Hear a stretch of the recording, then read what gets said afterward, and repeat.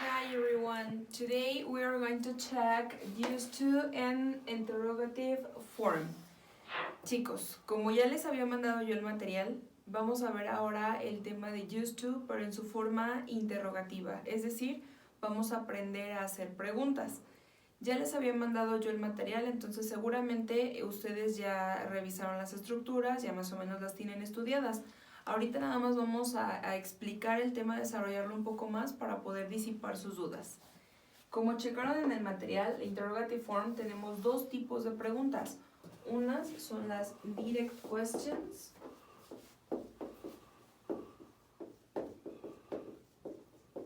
y el otro tipo son las information questions. Vamos a empezar a verlo por partes, ¿de acuerdo? Quiero que se acuerden siempre que used to en español tenemos que significa solía. Por lo tanto, used to nos va a servir para hablar de cosas que nosotros solíamos hacer o actividades más bien que solíamos hacer en el pasado. Pueden ser hábitos, pueden ser rutinas o acciones en general que ocurrían en el pasado pero que en el presente ya no ocurren o que ya las hacemos no tan frecuente como antes, ¿de acuerdo? Bien, vamos a iniciar con las direct questions. The structure for direct questions is, as element number 1, we're going to have auxiliary for questions. The auxiliary is did.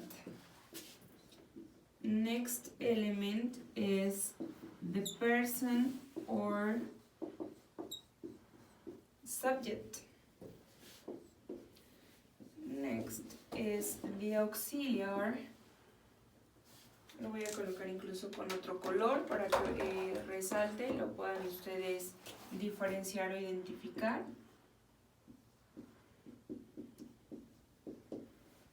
Used to. Next is the verb sample.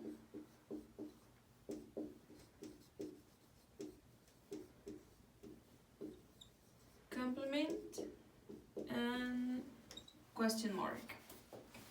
Bien, seguramente se están preguntando, teacher, ¿y por qué tiene used to cuando el tema es used con D? Ok, la razón es, como nosotros tenemos el auxiliar de pregunta, entonces nuestro auxiliar principal tiene que cambiar. ¿Por qué? Porque el auxiliar de pregunta ya nos está indicando que esto es pasado. Ese did es el auxiliar de pasado, precisamente.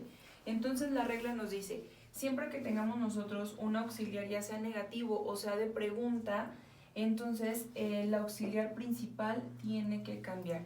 En este caso, pues solamente le voy a quitar la D para poder transformarlo al tiempo presente. Vamos a trabajar ahora con un ejemplo. Tenemos la acción. Ahora sí me voy a ver tipo Dora la exploradora. Yo misma me voy a responder. The action is sleep.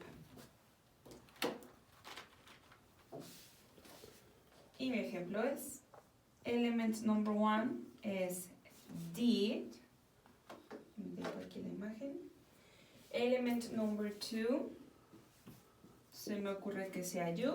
El sujeto, recuerda que pueden ser los pronombres personales, yo, tú, él, etcétera, etcétera.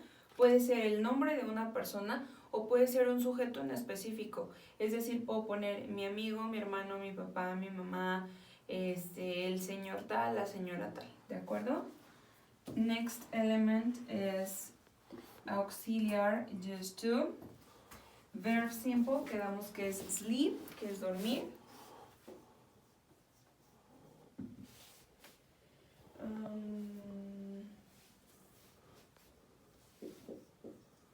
Y finalmente tengo el complement, se me ocurre que sea after school, when you were in secondary.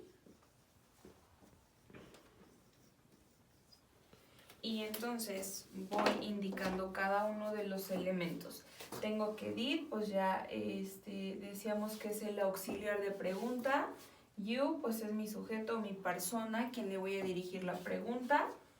Used to, que es nuestro auxiliar principal, es el tema en cuestión. Sleep, que es nuestro verbo simple, el verbo como es, como lo conocemos. A mí me gusta decirle que es el verbo en su forma natural.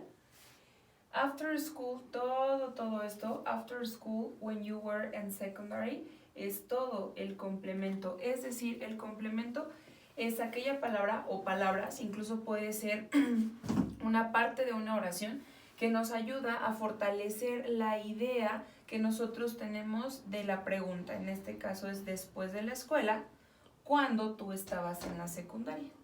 ¿De acuerdo? Las preguntas directas se diferencian de las de información porque, número 1, empiezan con el auxiliar siempre.